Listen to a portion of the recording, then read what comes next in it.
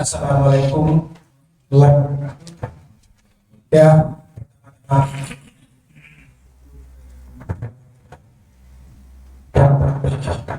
yang pada kita sekalian, sehingga pada hari ini kita bisa melanjutkan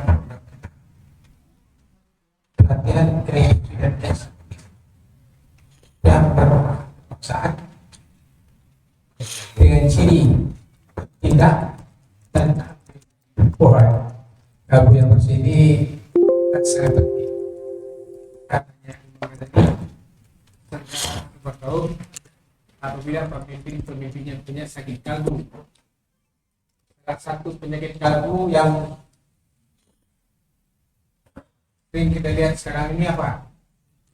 Caci maki, dendam, iri dan macam-macam. Nah itu sebetulnya semua itu akan tuntas kalau kalbu kita bersih. Tidak gampang. Tapi kita sudah punya alat ukur. Apakah kita kalbu atau tidak? Hanya berapa indikatornya? 13. Sudah pernah mengisi ibu? Cek. Jadi sakit kalbu atau tidak? Kalau sakit kalbu dah cepat turunkan skornya sampai di bawah berapa? 13. Sampai lebih dari 13. Lebih dari 13 cepat istighfar, cepat introspeksi. Nah, sekarang kalau kita lihat di media sosial itu orang sakit kalbu semua itu. Oleh itu salah seorang calon presiden mengingatkan, kalau kita dimaki-maki, jangan dibalas dengan maki-maki. Itu pikiran yang jenius. Kalau dikasih maki, jangan dibalas dengan salam saja. Ini menarik sekali perubahan calon pemimpin sekarang berubah-ubah menjadi orang baik. Salah satu orang kalau dicaci maki, jangan balas dengan caci maki. Jangan balas dengan menjelek-jelekan lawan. Ya, kalau semua orang sudah seperti itu, insya Allah negeri ini wah nyaman ya. Nah, kita masuk pada teknik pendidikan pers. Salah satu teknik pendidikan pers itu adalah membuat artikel, tulis. Nah, pemimpin kita saat ini sudah sulit mencari pemimpin yang bisa menulis. Kalau zaman dulu ada Bung Karno, wah tulisannya bagus. Artikelnya bagus, bahkan bukunya juga banyak. Pintar ngomong, pintar tulis. Bahkan juga ngomongnya bagus, bukunya juga bagus. Apa bisa terjemahkan apa? Tafsir apa? Al-Azhar. Masuk penjara nggak selesai tafsir sebenarnya. Hebatnya lagi, waktu Bung Karno meninggal, yang menpenjarakan Bung Karno, tapi Bung Karno minta kalau saya mati tidak akan disembahyangkan sama Hamka. Itu luar biasa. Itu lawan pernah memenjarakan dia, yang memenjarakan minta tolong kalau meninggal di setelah itu pemimpin itu kawan senang lawan. Kalau kita enggak kawan senang lawan dendam. Jadi kalau kita lihat pemimpin yang contoh itu Hamka, orang yang pernah memenjarakan dia, yang memenjarakan minta tolong disembahyangkan. Buat saya juga. Itulah pemimpin yang teladan itu. Yang lainnya enggak. Meninggal, syukur. Balas selamatan. Sudah meninggal diselamatkan. Nah, kenapa? Pintar ngomong, pintar tulis. Di sini ngomong dan tulis ini di samping dia untuk merupakan ukuran dia seorang calon pemimpin, dia juga merupakan suatu jembatan untuk mempromosikan kepemimpinan kita. Saya juga nggak kenal Gus Dur, tapi dia sering nulis di Tempo dari Gus Dur, dari pesantren apa. Nah, kalau ada pesantren apa, pokoknya ada pesantren mana gitu. Dia jadi kenal. Amin Rais juga nulis toh. Nah, orang kenal. Bung Karno sudah dulu juga, nanti sudah dulu apalagi nama menulis ini. Gimana kita cara menulisnya? Karena menulisnya sudah bukan di koran lagi. Di WA saja sudah. Padahal WA itu bisa membangun kepemimpinan Anda. Kalau Anda merespon setiap berita di WA itu dengan ilmu kepemimpinan. Sekarang kata dengan ilmu dendam, dengan ilmu sakit hati, dengan ilmu memuaskan apa?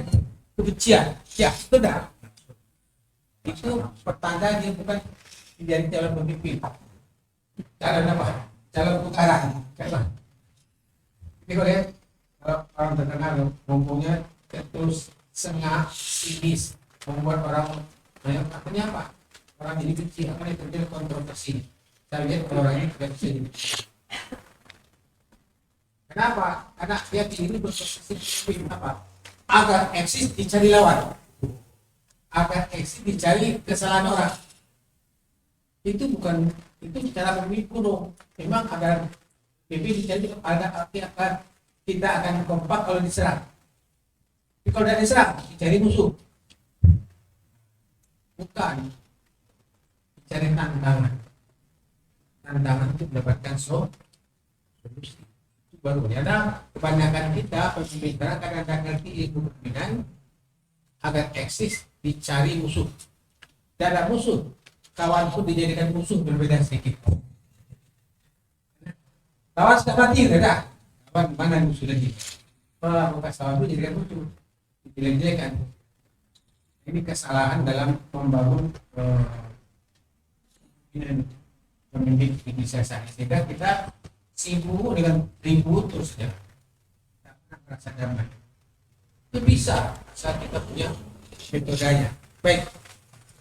Teknik hubungan pers, pers itu penting karena pers itu teori dialog hipodermik banyak. Kalau pers sudah membantu memilih itu akan berakibat serentak dan seragam. Bahkan kemarin saya sebuah diskusi di Kota Banjar di Kota Pelangi. Ada pakar Pak jurnalis katanya. Sekarang kita masalah fakta kalah dengan opini. Fakta kalah dengan opini. Jadi kita benar, tapi opini yang berkembang bukan yang berkembangnya orang lain, yang pendapat orang itu salah. Tapi itu yang benar. Padahal masalahnya karena tidak dengan cara membaca opini. Fakta bisa mengalahkan opini bisa mengalahkan fakta.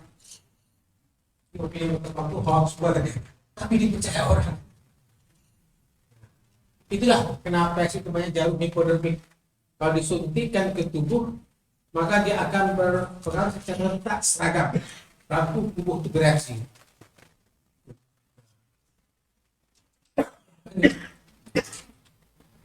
Ya.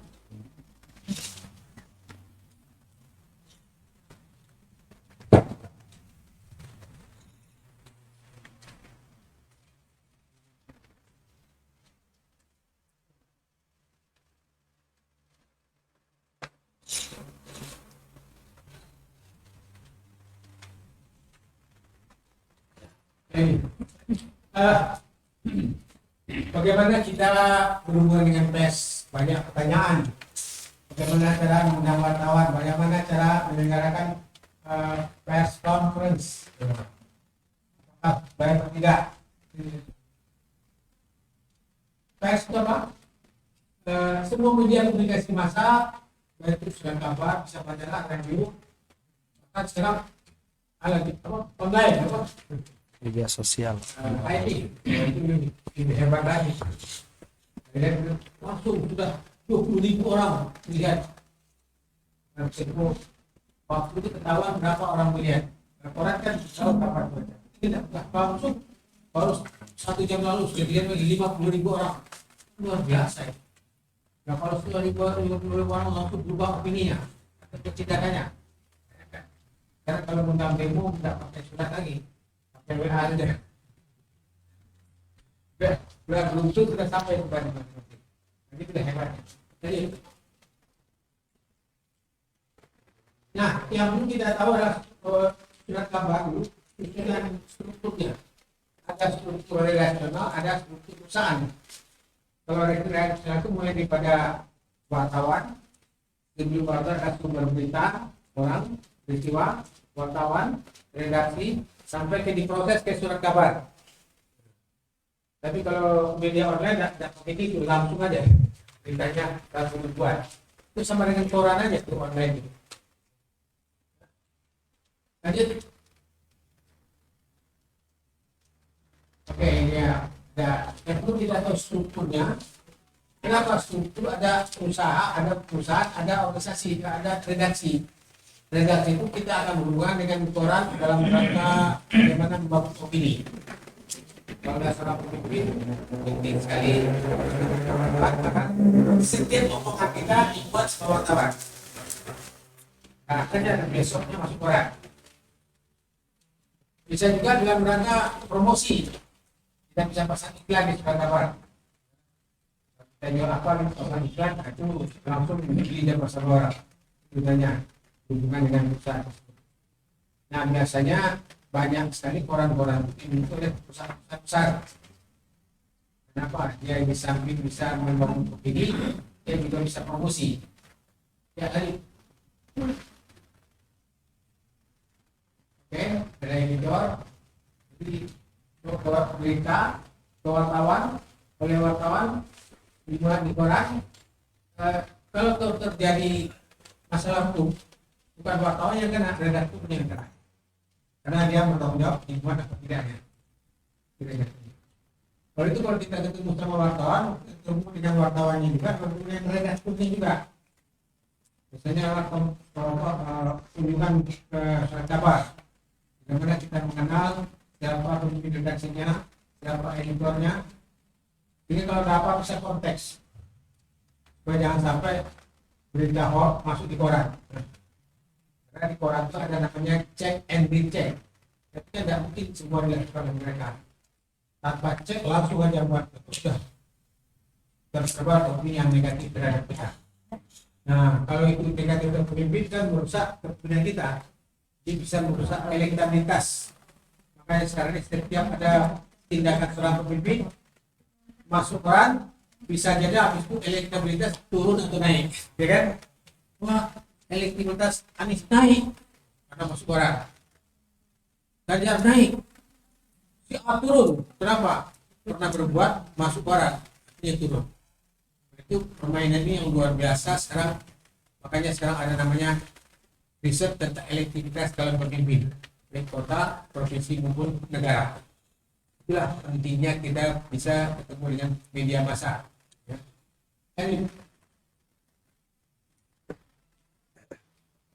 Prinsipnya apa? Berikan informasi yang benar, untuk prinsip info yang benar. Mana yang perlu, namanya off the record. Off the record itu apa? Anda wartawan? Ini tapi jangan dibuat hanya untuk pengetahuan Anda saja sebagai background untuk off the record. Kalau untuk etik itu tidak boleh dibuat. Lanjut. Bagaimana cara menyambut dengan pers? Bagi pers itu penting. Kenapa?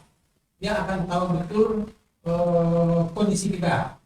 Sehingga kalau ada berita dibuat oleh seorang wartawan, redaktur itu bisa menseleksi ini benar atau tidak. Dan dia bisa cek sama sumbernya. Ini laporan bahasa ini benar atau tidak. Itu karena kita bertemu dengan wartawan. Ya, wartawan bisa caranya mengundang wartawan untuk berkomunikator, mengundang wartawan untuk bertanya di komunikator kita. Karena namanya seperti itu.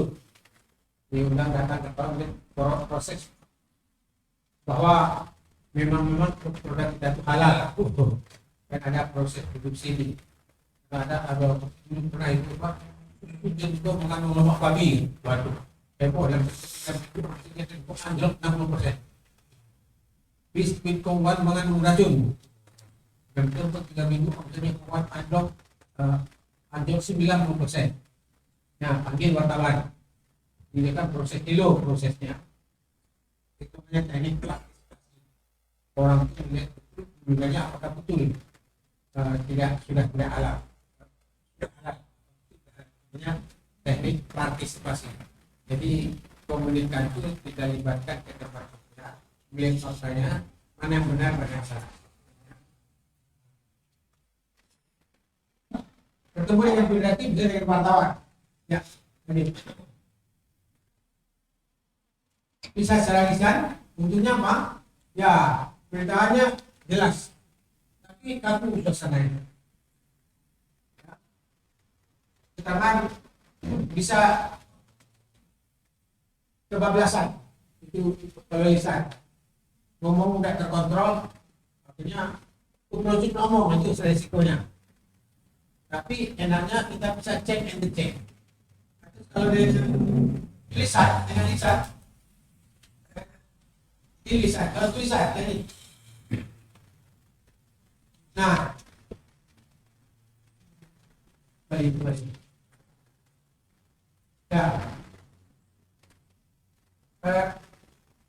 pertemuan tidak bertele-tele karena mereka sudah berbahan. Ya. Dan kalau ada kesalahan bisa dicek dengan cek saya. Kemudian Pak, suasananya kaku, tidak timbul kurang rileks. Nah, penjelasan yang dengan sangat terbatas kalau dengan tulisan. Jadi yang paling bagus apa? Kalau ada sebagai pejabat, atau staf ahli dan pejabat, seperti ada kerja staf ahli dan pejabat, biasanya staf ahli itu bisa humasnya, bisa staf yang itu dia mempersiapkan apa yang akan disampaikan oleh pimpinan dalam pertemuan tersebut. Kalau ada jadi staf ahli, kalau ada jadi pejabat akan buat sendiri. Sekarang ada pejabat dia langsung membuat berita sendiri ya, dengan akun Twitter pribadi istilahnya. Akun Twitter pribadinya dibuatkan statement langsung orang melihat manusia. Itu biasanya sampai presiden sudah punya sekarang seperti itu. Jadi dia sendiri sebagai humasnya itu. Dia sendiri yang mengirim ke pusat-pusat pendidikan. Dan kemudian apa yang bagus tadi bisa juga press tour. Jika kita punya perusahaan yang tempatnya luas perkebunan, kita undang wartawan ke perkebunan kita. Kita lihat betul bagaimana sistem tanaman kita, apakah melanggar aturan atau tidak. Jangan sampai ini tanaman sudah potong atau tidak dipotong, nanti ruginya memang belum waktu jadi potong. Itu kalau terjadi kasus-kasus realisasi. Dan juga dalam bentuk pelatihan wartawan. Nah, wartawan pun kalau kita punya perusahaan, dia buat berita dia tidak ngerti proses kita. Maka kita lakukan pelatihan perubahan. Misalnya kalau ada wartawan bidang hukum, dia tidak ngerti tentang hukum, maka kita adalah pelatihan tentang wartawan pelatihan tentang masalah-masalah hukum, supaya wartawan memberitakan yang tidak salah. Karena wartawan itu cuma jurusan SMA atau jurusan teknik atau jurusan tapi tidak ngerti tentang hukum. Kalau dia tentang hukum kita bisa salah. Maka sekarang ada namanya latihan. Kalau Muhammadiyah supaya orang tidak membuat cerita tentang Muhammadiyah jelek-jelek, nah diundang dia. Ada turnya ini loh Muhammadiyah ini programnya ini kegiatannya. Bisa juga sponsor artikel. Sponsor artikel itu apa? Kalau kita buat tulisan di koran kita bayar, namanya iklan. Tapi kalau kita menulis di surat kabar, kita menulis, kita dibayar. Kita artikel. Tapi surat kabar bisa tidak memuat. Nah biasanya perusahaan satu supaya dimuat dibayar, dia bayar gitu. Dia buat artikel. Dulu Pertamina itu punya staf yang tugasnya mencari orang-orang yang bisa menulis tentang Pertamina di koran tersebut. Jadi setiap dimuat di koran dibayar sama dia, namanya sponsor artikel. Dia siapkan seorang ahli jurnalistik. Setiap ada berita-berita penting tentang Pertamina dimasukkan ke koran Kompas. Tapi yang bayar Pertaminanya, itu punya sponsor artikel. Jadi kita juga harus ahli tentang buat tulisan-tulisan ini. Bisa iklan, bisa artikel, bisa press release, siaran pers namanya. Lanjut. Nah, sekarang bagaimana menulis artikel? Nah, sekarang artikel itu bukan hanya di koran saja, di majalah bisa, di koran bisa, bahkan di apa IT, WA juga bisa. Itu sekarang sudah banyak sekali. Malam ini ada yang ahli paling sempat dapat hadiah dari Jaya Suprana itu, Mas. Jagung. Jagung. Bukan. Muri. Namanya mantan direktur UIN itu. Siapa? Pak Jaya. Mantan direktur. Imam Suprayogo ya. Ya. Itu pernah dapat muri misalnya karena banyak sekali tulisan dibuat. Dan dia Pak ini sangat produktif sekali menulis. Saya dapat muri banyak sekali buat.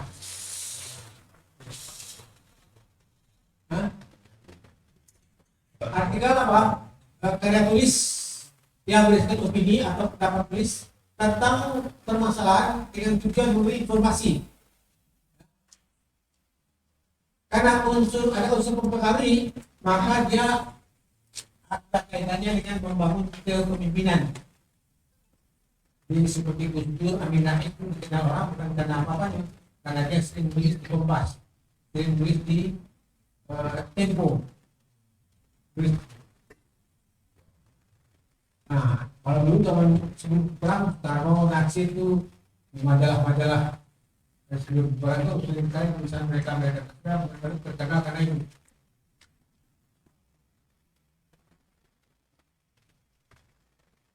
Nah, artinya kalau karena tulisannya ada kaitannya dengan kebangsaan, artinya dia sangat berarti kan kebangsaan. Kalau tulisannya tentang pertanian, artinya dia pertanian sih. Kalau tentang agama, dia banyak tentang agama. Kenapa? Dari tulisan-tulisan itu ya orang nikmat dan tulisannya tentang agama bagus sekali, beneran. Saya diangkat jadi agama. Ya, ada macam artikel, ada artikel praktis, ya tentunya sebuah proses. Ya artikel bagaimana tentang proses pembuatan barang itu artikel. Ada ilmiah populer, itu artikel yang dibuat berdasarkan biasanya rangkuman dari sebuah buku atau hasil penelitian dibuat secara populer. Bisa juga deskripsi uraian atau artikel tentang gambaran sebuah peristiwa deskripsi bahasa. Punya artikel tentang peristiwa Kanjuruhan di mana tahap-tahapnya secara tentang banyak saja di koran. Ada yang saya dengan sekian deskripsi mulai dari awal sampai banyak yang mati. Ada juga opini. Nah ini banyak dilakukan untuk membangun opini yang berkembang. Juga misalnya ada protes orang tentang kenaikan harga BBM.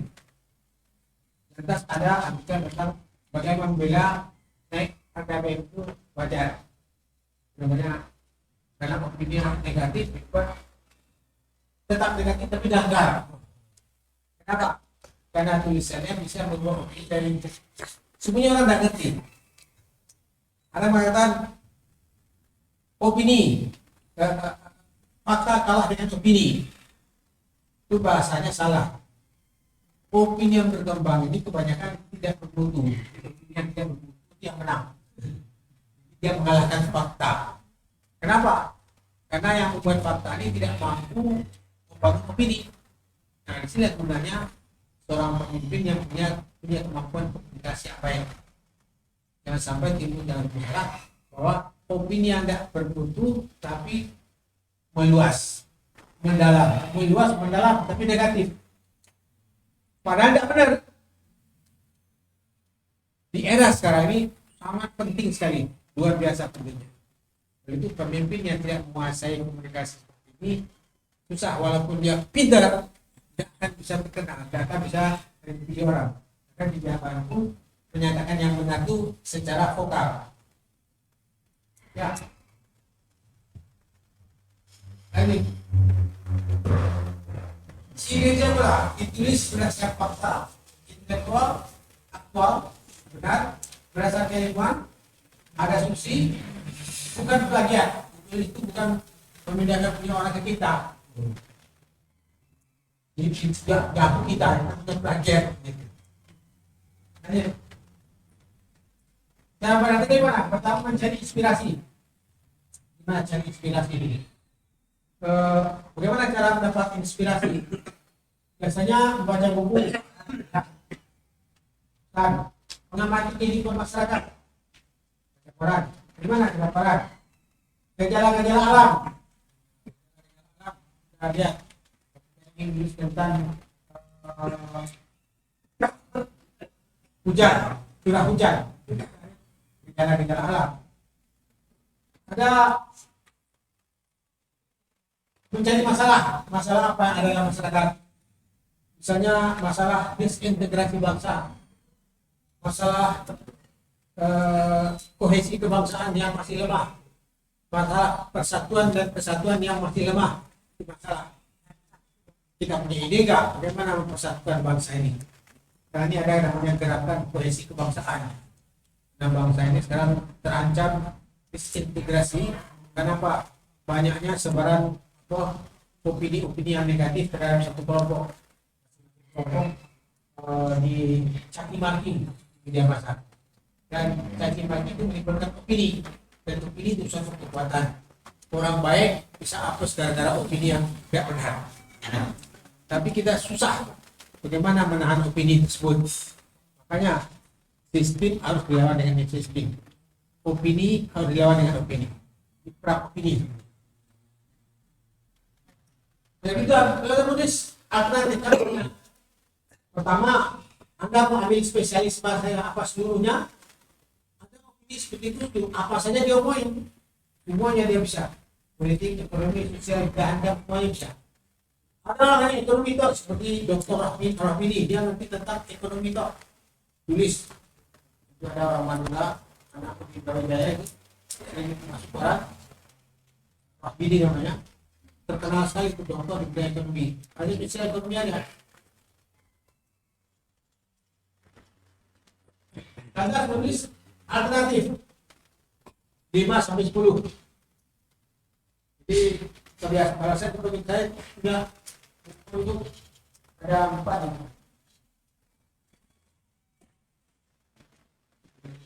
ini.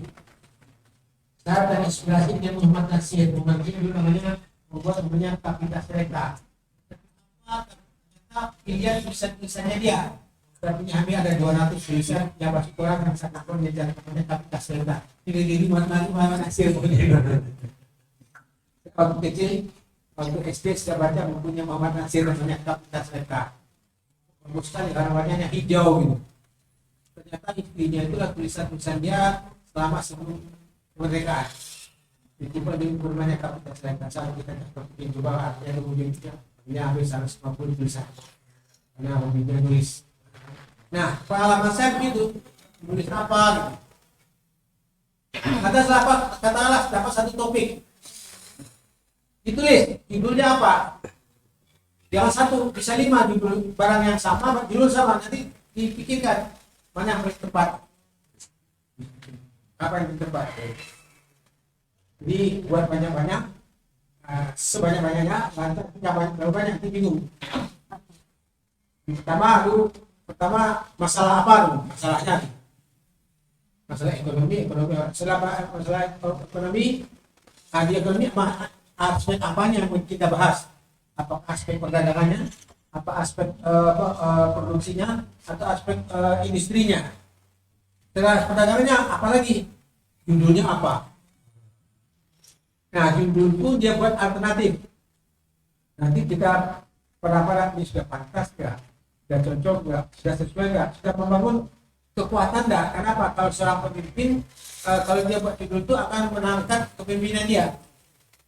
Karena itu akan dikenang orang. Oh, karena tulisannya Nurholis Manik, bagus sekali di Kompas. Karena Nurpadi juga suka hobinya nulis dia. Nah, ini membuat kerangka tema, memilih misalnya temanya pemilikan saham untuk mempersiapkan hal yang utopis. Kenapa seperti itu? Karena ini menarik. Waktu itu Pak Harto berpidato agar perusahaan-perusahaan memberikan saham kepada koperasi 10-25%. Heboh, ribut rambut. Masa sebuah perusahaan memberikan saham kepada karyawannya, koperasi karyawannya. Jadi ada timbul pro dan kontra. Ada bilang nggak masuk akal. Kenapa nggak masuk akal? Koperasi yang bangkrut, gimana punya saham? Ada bilang nggak masuk akal. Kenapa?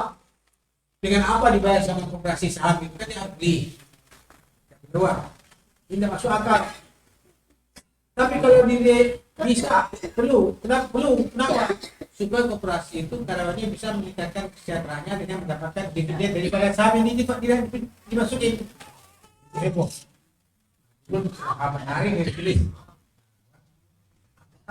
Koperasi masuk di saham koperasi itu apa kita hanya suatu utopis, realistik. Meyakinkan tujuannya meyakinkan masyarakat yang punya usaha bahwa memberikan saham untuk koperasi ada kegiatan yang tepat. Tapi kan perusahaannya bisa rugi, udah rugi. Kenapa? Karena kalau perusahaan yang sudah go public kan dia bisa menjual saham kepada karyawan bukan kepada. Cuma masalahnya dari mana koperasi dapat duit untuk beli sahamnya? Nah, itu problem lagi. Bisa pinjam ke bank, pinjam ke bank untuk beli saham, nggak bisa solusinya. Contoh, coba ada yang baca, yang bisa anak muda bisa baca, bisa baca.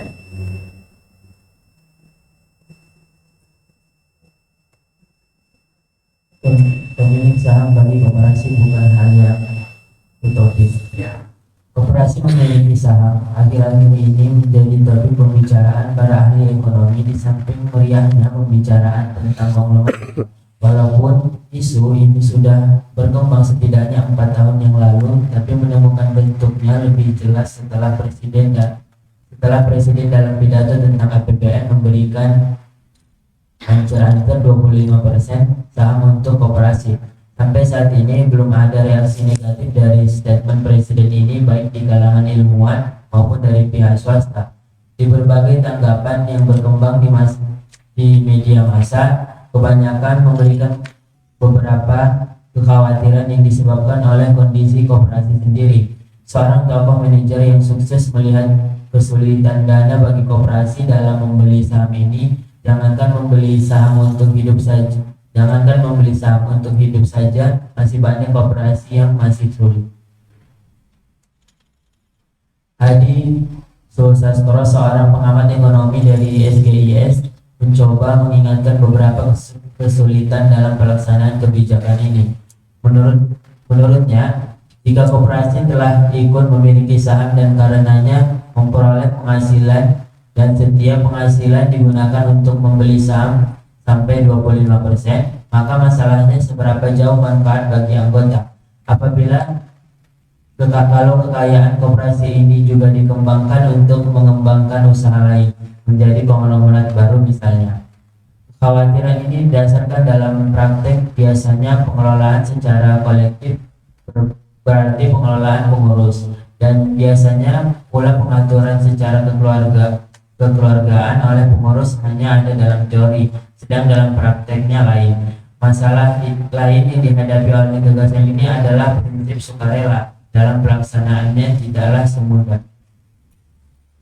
Persepsi para pengusaha untuk membuka peluang pada pihak lain untuk memiliki saham memerlukan perubahan sikap mental yang berat. Dari reaksi yang bersifat pesimis ini dapat dikumpulkan 3 masalah pokok yang dihadapi koperasi menyambut peluang memiliki saham ini. Pertama, terbatasnya dana untuk membeli saham. Kedua, manfaat langsung bagi anggota koperasi terhadap pemilik saham tersebut. Ketiga, keikhlasan para pengusaha menyerahkan saham pada koperasi. Menurutnya, hemat kita 3 masalah tersebut sebenarnya tidak sulit mengatasinya. Menghadapi keterbatasan dana dapat diatasi dengan kredit dari bank. Hampir semua perusahaan mendapatkan fasilitas dari bank. Kalau selama ini fasilitas bank selalu dinikmati oleh pemilik perusahaan, kenapa kredit tersebut tak dapat diberikan pada koperasi karyawan yang akan dicicil melalui dividen yang diperoleh sebagai pemegang saham? Hal ini akan lebih mudah lagi pelaksanaannya karena hampir sebagian besar kredit tersebut dari bank pemerintah, yang artinya bank milik rakyat. Karena milik rakyat, maka keputusannya juga oleh rakyat. Kekhawatiran pemilik saham yang tak merasa manfaat secara langsung pada anggota koperasi mungkin memang ada. Kalau koperasi tersebut hanya alat pengurus atau lebih-lebih lagi sebagai alat perusahaan di mana koperasi itu ada. Tapi koperasi yang sehat sudah tentu tidak demikian.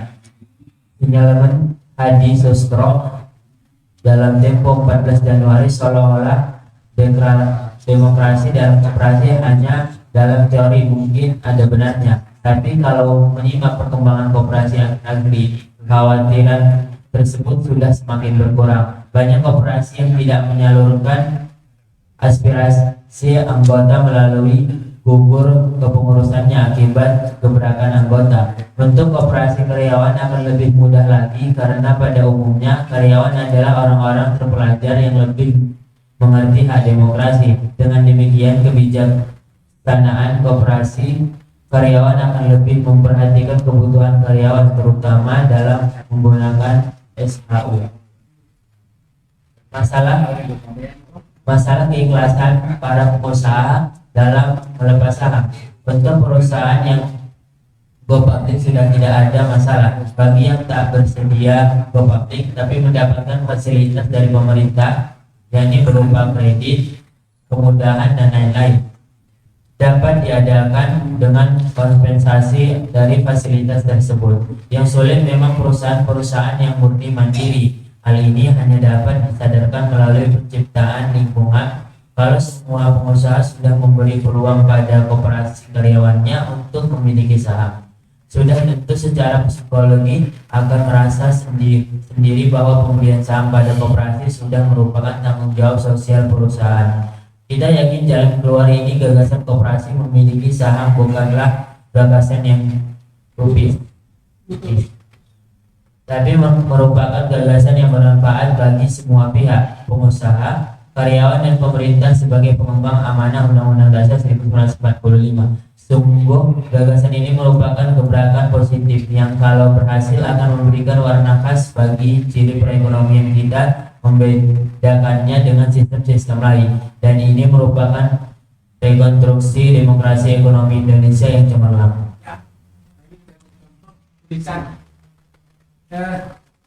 Yang pertama bagi penulisnya, aku bapak ini ahli ekonomi banyak, ahli ekonomi yang berpihak kepada rakyat. Kalau udah dikenal gitu kan, jadi pemilu aku pilih itu jadi. Karena mau di ahli, karena berkat tulisannya, dia bisa memberikan solusi apa hambatan kalau koperasi itu dapat saham dari sebuah perusahaan. Yang pertama, dari mana koperasi dapat duit? Koperasi dia hanya tidak hidup, kan tidak mungkin kan? Oh, gampang katanya. Koperasi pinjamkan oleh negara.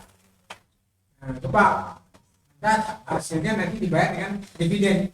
Nah, selesai sudah. Kedua, apakah koperasi perusahaannya mau kasih saham? Kalau perusahaan yang sudah punya go public tidak ada masalah. Yang jadi masalah perusahaan yang mandiri yang tidak tergantung kepada negara. Nah, itu masa menanamkan tanggung jawab sosial. Di sebuah artikel, contoh artikel, opini yang dibangun apa? Opini dibangun adalah berikan saham kepada koperasi, itu berarti mensejahterakan karyawan. Mensejahterakan karyawan berarti menunjukkan keadilan sesuai dengan tujuan Undang-Undang Dasar 45. Contoh buat artikel. Nah sekarang artikel ini tidak hanya masuk koran, bisa melalui YouTube, bisa melalui apa? WA. Banyak sekali sekarang dilakukan.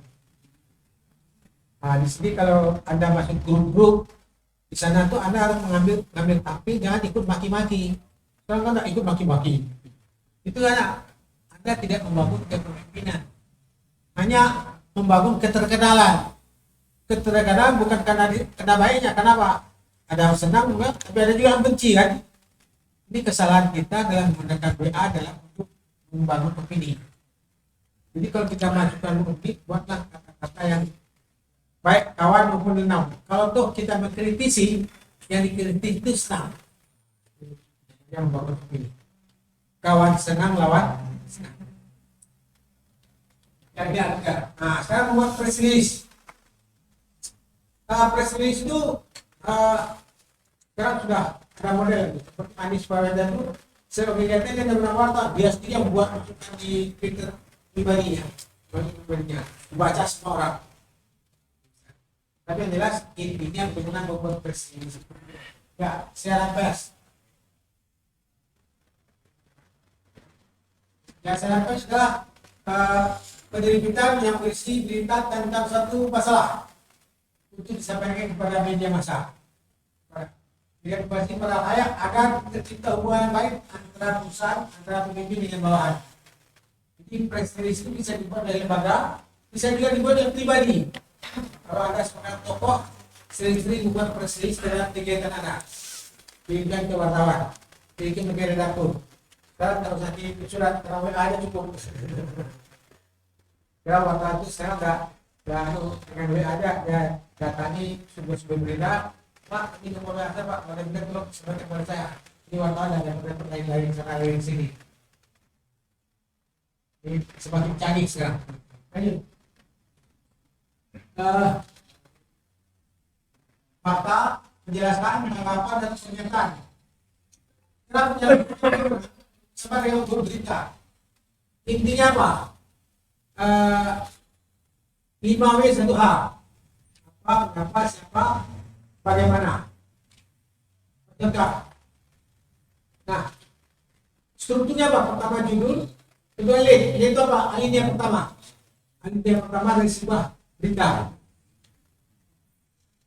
Yang isinya yang paling menarik sehingga orang sebagai tertarik untuk bacanya. Contoh.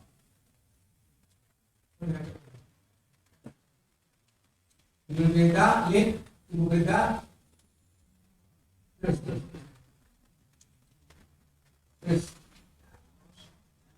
Absen bacanya. Baca ya. Ada baca coba. Mas, coba baca Mas. Coba baca. Ya, ya.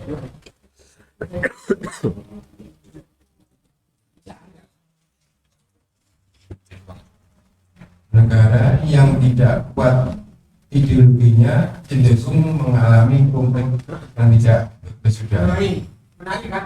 Negara yang ideologi kuat timbul konflik. Menarik kan?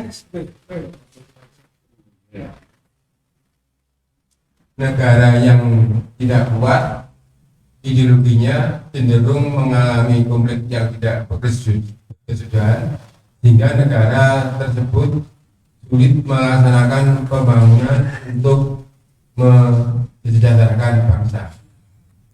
Hal tersebut disampaikan oleh Profesor dari Rektor Universitas Brawijaya pada penutupan penataran P4 1 jam tanggal di gedung Studi Center UB.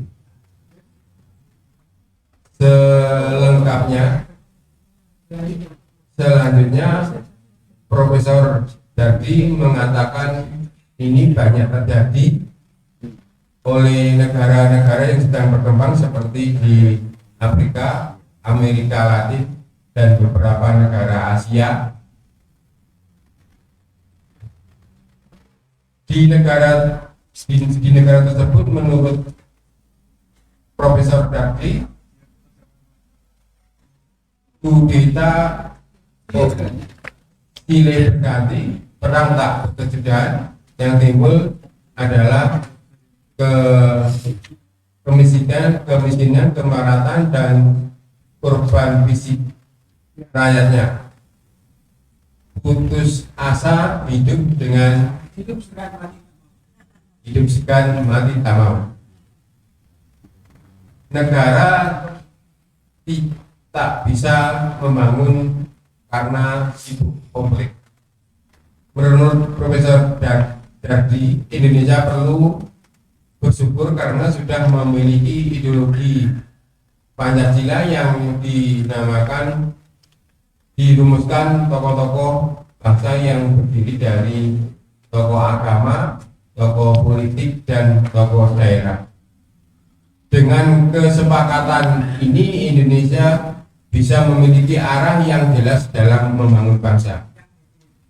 Dan seterusnya ya.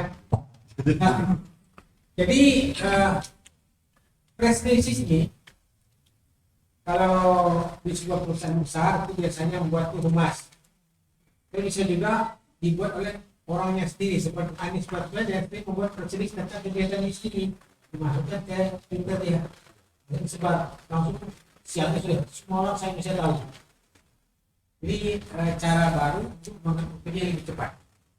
Jadi dalam kepemimpinan masa depan untuk membangun opini yang positif terhadap kita digunakan media massa. Nah, pertama bisa ngomong. Kalau ada seminar, usahakan ngomong. Ya, kalau ngomong di seminar, lupa hati-hati ngomong. Salah ngomong bisa dibully orang.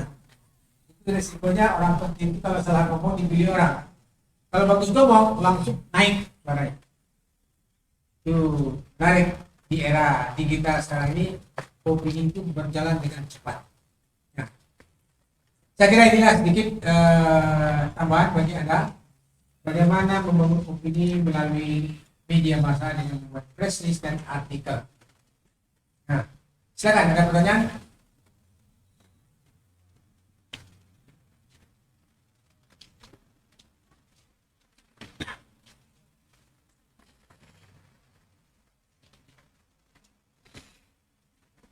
Nah, sekarang itu ada model-model apa?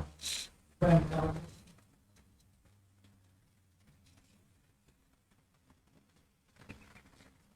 Jadi saya sendiri tidak menguasai desa ini seperti ini.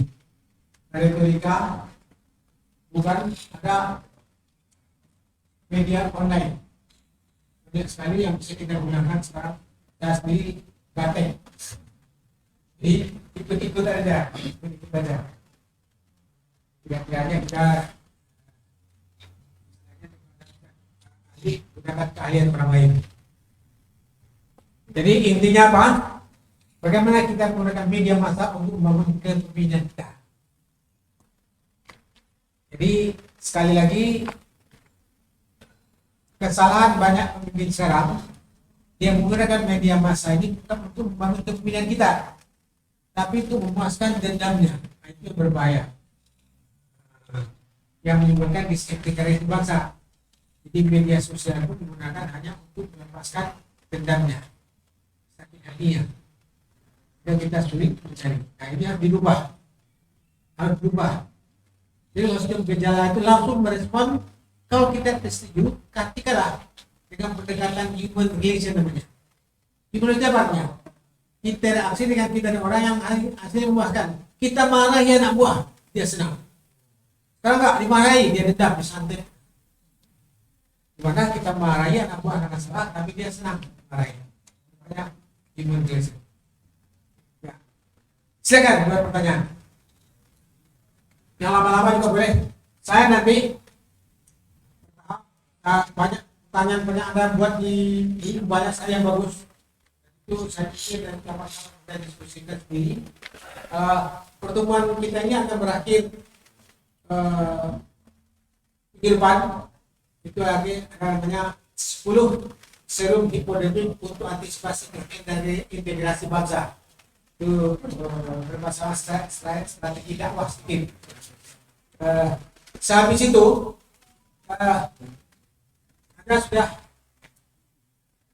siapa yang kita minta koordinator dulu? Mana?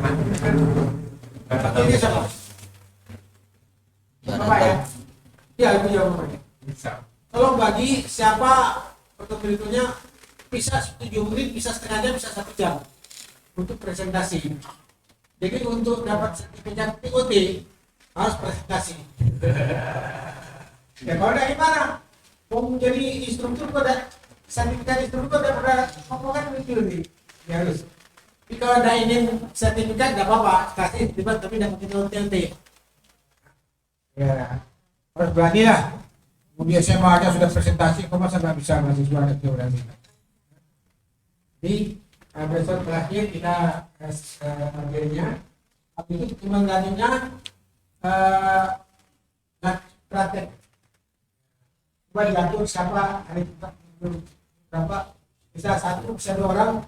Kalau setengah jam bisa 2 orang. Ya, saya mencatat ada datanya, ada kemana? Kalau dibagi ya. Saya kepingin Anda itu bisa jadi seorang narasumber yang profesional. Pelan-pelan oleh tingkat RT dulu. Tingkat kelompok, tingkat nanti tingkat nasional. Kalau tingkat nasional enak. Bisa lumayan honornya. Kayak tulisan barang ini 30 juta 1 jam. Tulisan itu penggunaannya 30 juta 1 jam setengah. Itu tapi dia internasional, dia belajar ke Amerika. Hebat ya. Ya kita kelas RT aja dulu lah. Jangan sampai enggak sama sekali. Di kelas minimal jadi pendekat tuh kelas desa. Jangan ambil kelas desa pesilat biasa. Sudah desa ke biasa lagi. Rugilah pelatihan di sini selama berapa bulan? 3-4 bulan ya. Silakan, ada pertanyaan. Ada kesulitan dalam ngomong? Dibuat ada ditulis saja, ditulis saja pertanyaan, biar ingat. Ini menurut itu merangsang Anda untuk aktif.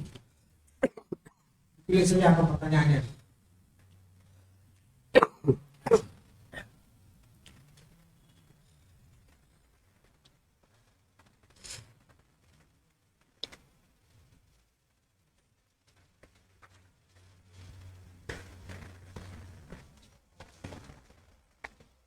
Ibu ada pertanyaan Bu?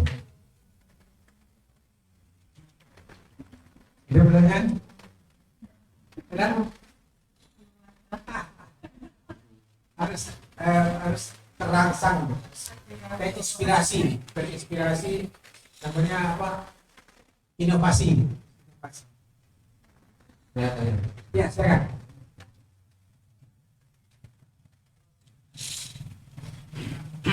Bismillahirrahmanirrahim. Assalamualaikum warahmatullahi wabarakatuh. Nama saya Sugeng. Tadi sudah dijelaskan Pak Ustadz berkaitan dengan hubungan PES. Menurut saya sejauh mana berapa persentase hubungan PES terhadap kepemimpinan seseorang. Jadi jelas juga bahwa kepemimpinan itu juga diterima sebagai kawan, juga diterima sebagai lawan. Jadi seberapa jauh efektifkah hubungan itu? Terima kasih Ustaz. Nah begini, seperti kita pelajari, opini itu aktual, kompeten dalam berpemikiran berhubungan dengan positif. Ada negatif, ada positif. Nah sekarang sebagai contoh, kemarin Anies pidato. Saudara-saudara para relawan-relawan, saya minta tenang, emosi. Jangan menjelek-jelekan lawan kita. Wah, jangan seperti ini. Berubah ada opini lawannya.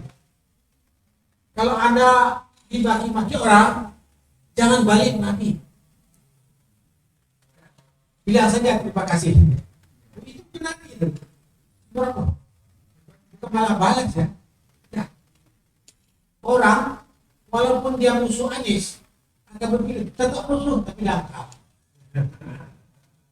Setidaknya dia punya alasan untuk benci, ya kan? Walaupun tetap berlawanan. Kenapa? Bayangkan lawan mengatakan kalau dicaci maki jangan dibalas dengan caci maki. Maafkan saja dia. Kira-kira kalau ada begitu kan berubah ada ya? Benci dah, tambah benci dah. Kita bapak kita ya. Kalau dia mukul, ya, saya maafkan. Kira-kira walaupun bapak tidak senang, dia bilang maki saya akan maafkan. Kira-kira opini ke dalam persentase negatif tidak? Pasti berubah. Kalau tokoh negatif tapi tidak aktual, tidak dalam atau tidak aktual. Katakanlah saya puji-puji dia, padahal dia benci sama saya, ya? Tapi saya puji-puji dia. Masa dia tetap benci sama saya dan ngomong sama orang? Tidak mungkin kan? Diketawain malah dia. Orang tuh dipuji kok malah menjelek-jelekan yang dipuji, yang memuji. Akan minimal walaupun tetap benci tetap diam kan? Tidak aktual lagi. Jadi kalau orang benci sama kita, kita puji-puji orang tersebut. Karena benci sama kita, dia ciptakan kejelekan kita. Kata di hadapan orang lain, kita puji dia. Kira-kira masih mau nggak dia menjelekan kita?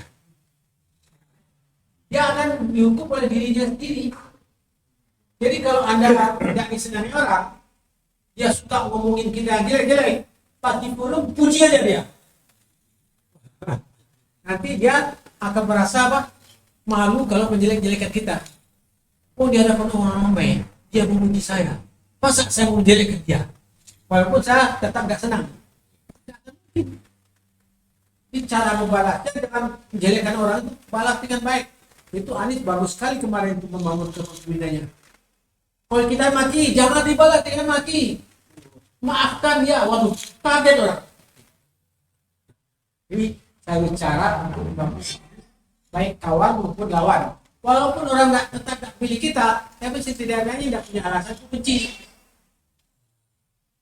Itu benar. Oke? Ada ya? Jadi suatu saat dalam mudah-mudahan kita tuh sering dirasain semua.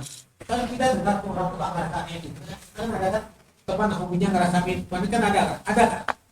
Ada kan? Ya. Di mana menghantamnya? Di hadapan orang ramai puji dia. Dia akan berubah. So, kalau kita kata orang menghantam dia, ini kok jahat sekali orang ini. Di hadapan forum dia dipuji sama lawannya. Kok malah dia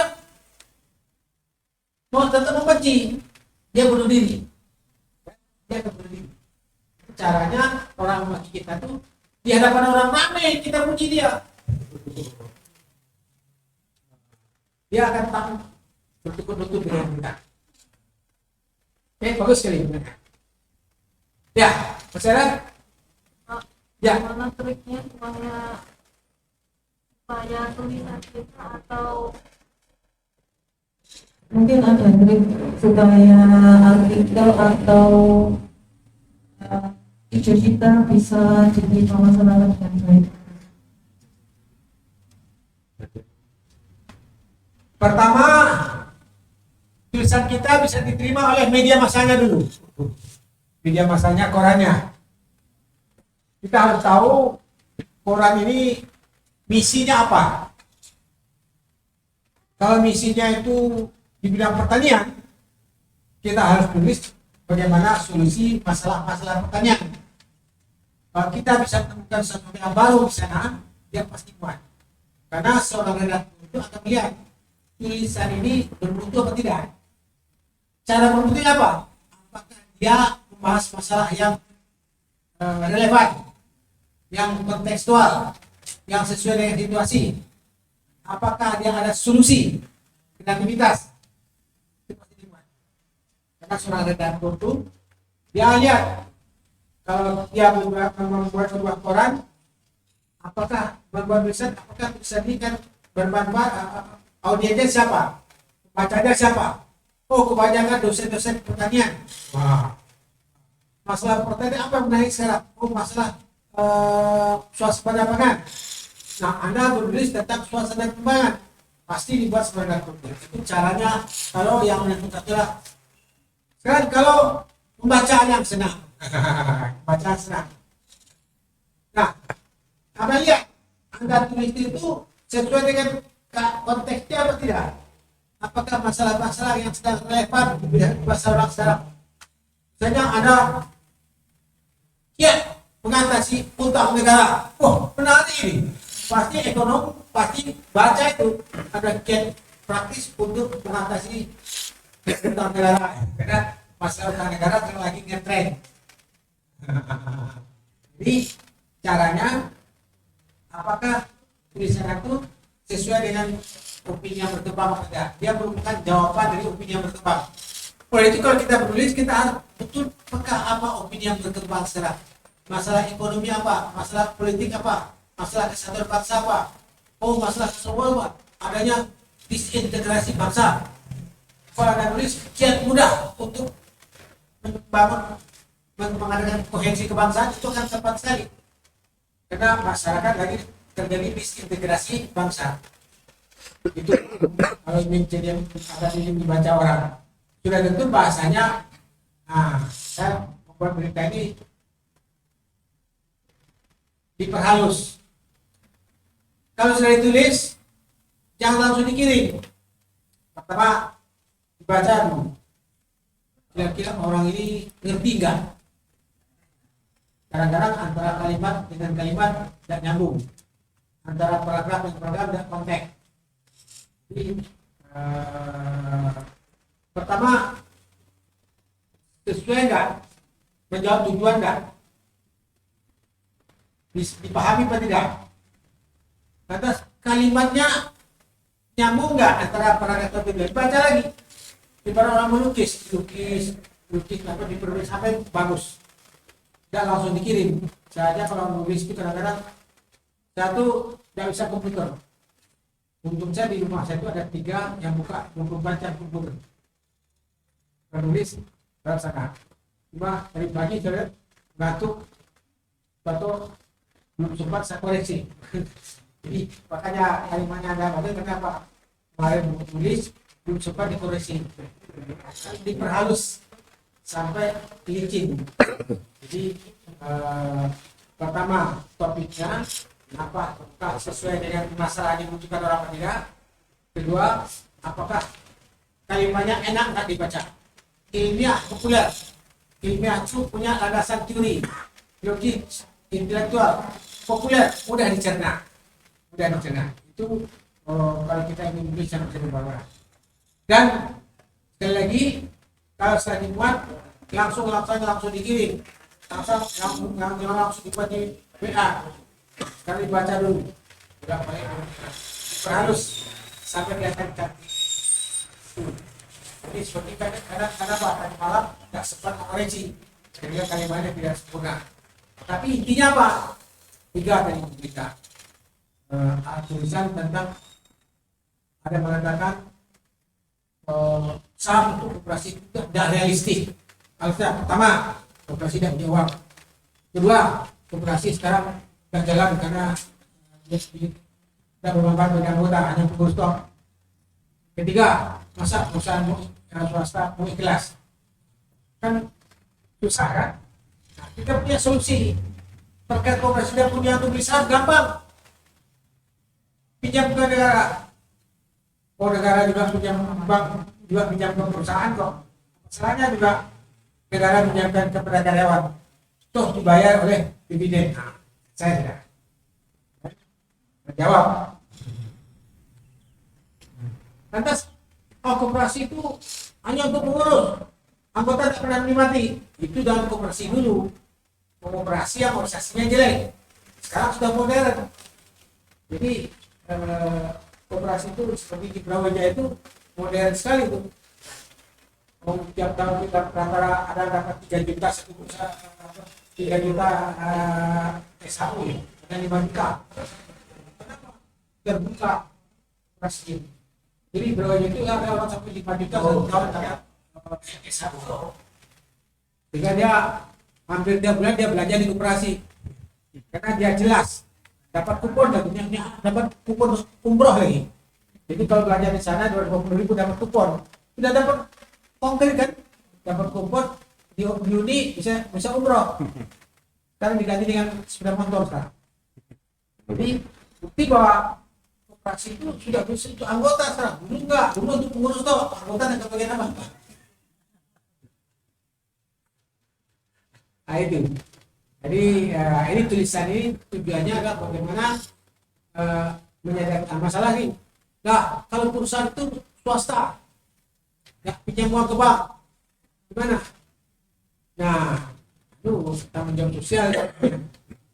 Bagaimana seorang diri itu punya rasa, misalnya rasa tanggung jawab sosial lah, beramal untuk karyawannya kan tidak salah.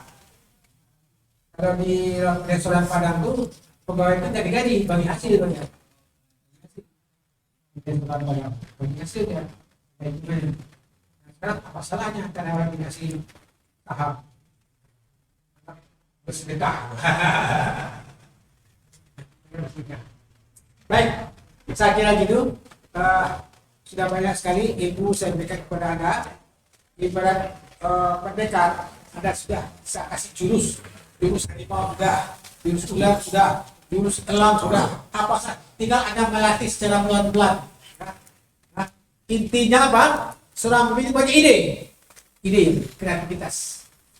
Nah, untuk melatih ide itu, kalau ada rapat Anda ngomong, nanti kan keluar ide, juga diskusi, juga debat. Jadi kalau di rumah itu jangan diskusi ngerasani orang. Terus membahas tentang masalah ekonomi, masalah apa yang ada kaitannya dengan kalian Anda, yang ada kaitannya membangun kepemimpinan Anda. Ada diskusi. Ibarat orang tuh kalau ada diskusi itu sekarang berlatih kami penendang. Kalau hanya melihat orang bersilat, tidak pernah menendang, bagaimana bisa disilat? Anda ingin jadi pendekar, hanya melihat orang bersilat toh, tidak pernah nendang. Menendanglah, cara menendangnya latihan ngomong. Itu latihan ngomong, itu latihan menendang. Main bola, sedang keluar bola, kepingin jadi pemain bola, tidak pernah latihan, dia bisa hanya nonton bola toh. Oh, goblok kan orang bisa, tidak bisa. Latihannya adalah kalau ada forum ngomong. Kalau ngomong diskusi dengan teman-teman di warung aja, ngomong, gunakan jangan ngomong rasanya orang, udah ngomong untuk ide-ide baru. Ngobrol itu berbobot, sebenarnya bahasa itu apa? Daging semua yang diomongkan. Karena mereka, enak ngomong daging tok betul deh. Tidak ada psikopat, daging tok. Terus ngomongnya berbobot. Mulai besok, karena sudah ikut latihan, kalau ngomong bobot. Paham ya? Jangan ngelantur, jangan jelek-jelekan orang, jangan apalagi itu jauh daripada kepemimpinan. Jangan tiru seperti orang agar terkenal maki-maki orang. Ada juga seperti itu, agar terkenal kan maki-maki orang, itu bukan pemimpin. Kesalahan dalam membangun. Memang dibicarakan orang banyak, tapi benci orang banyak. Pemimpin itu apa? Disenangi orang baik, kawan senang, lawan senang. Saya kira cukup sekian. Terima kasih. Assalamualaikum warahmatullahi wabarakatuh. Waalaikumsalam warahmatullahi wabarakatuh.